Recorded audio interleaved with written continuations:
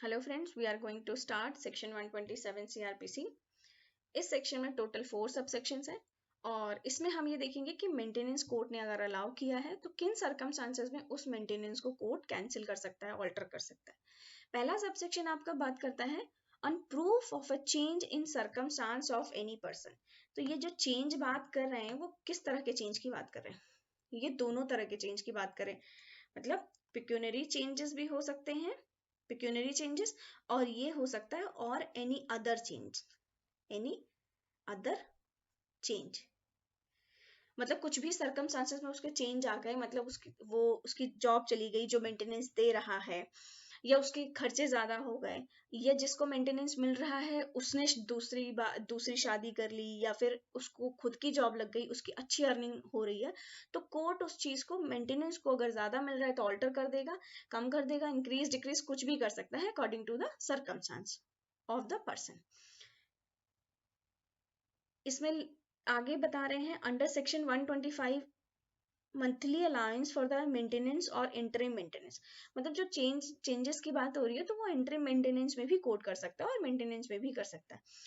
और ordered the same section to pay a monthly allowance for the maintenance और interim maintenance to his wife, child, father, mother as the case may be. The magistrate may make such alteration as he thinks fit. क्या करेगा court? यहाँ judicial mind अपना apply करेगा, उसको जो उन circumstances में बेस्ट लगेगा वो डिसीजन देगा in the allowance for the maintenance और the interim maintenance as the case may be. Next subsection बोल रहा है where it appears to the magistrate that in consequence of any decision of a competent civil court, any order made under section 125 should be cancelled or varied, he shall cancel the order। अगर court को ऐसा लगता है कि कोई भी जो भी ऑर्डर दिया गया है उसको 125 में कैंसिल कर देना चाहिए या वेरी कर देना चाहिए तो वो कोर्ट कर देगा। तीसरा, where any order has been made under section 125 in favor of a woman who has been divorced by or has obtained a divorce from her husband, the magistrate shall, if he is satisfied that, court ये देखेगा जो भी, मान लीजिए जिसने भी divorce लिया है या जिसके हस्बैंड ने उसे डिवोर्स दे दिया है, कोर्ट अगर ये सेटिस्फाई होता है कि the women has after the date of such divorce remarried, मतलब उसने दूसरी शादी कर ली है, तो cancel the order as from the date of her marriage, उसकी रीमैरिज से की डेट से वो कैंसिल माना जाएगा, ऑर्डर कैंसिल कर देगा। B, the woman has been divorced by her husband and that she has received, whether before or after the date of the said order, the whole of the sum which under any customary or personal law। मान लीजिए कि उसने alumni ले ली या फिर उसको पूरा lump sum amount ले लिया है उसने कस्टमरी और पर्सनल लॉ में, तो कोर्ट उसको ऑर्डर को कैंसिल कर देगा। नेक्स्ट सबसेक्शन ये बता रहे हैं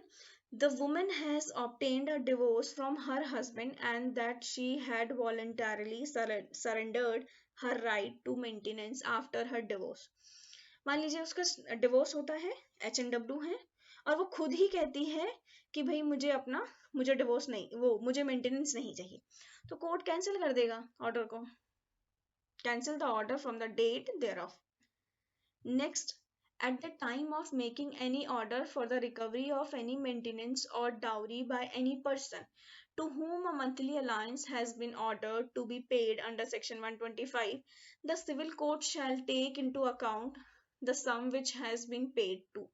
or recovered by such person as monthly allowance in pursuance of the said order। मान लीजिए पहले ही किसी अदर लॉ में उसको मेंटेनेंस मिल चुका है, या फिर ऐसा कहें कि HNW है, अगर इन दोनों के केस चल रहा है मेंटेनेंस का, तो इससे पहले भी किसी और ऑर्डर में डब्लू को मेंटेनेंस, मान लीजिए 50,000 की मेंटेनेंस मिल चुकी है, तो इस चीज को कोर्ट अकाउंट में लेगा कि भाई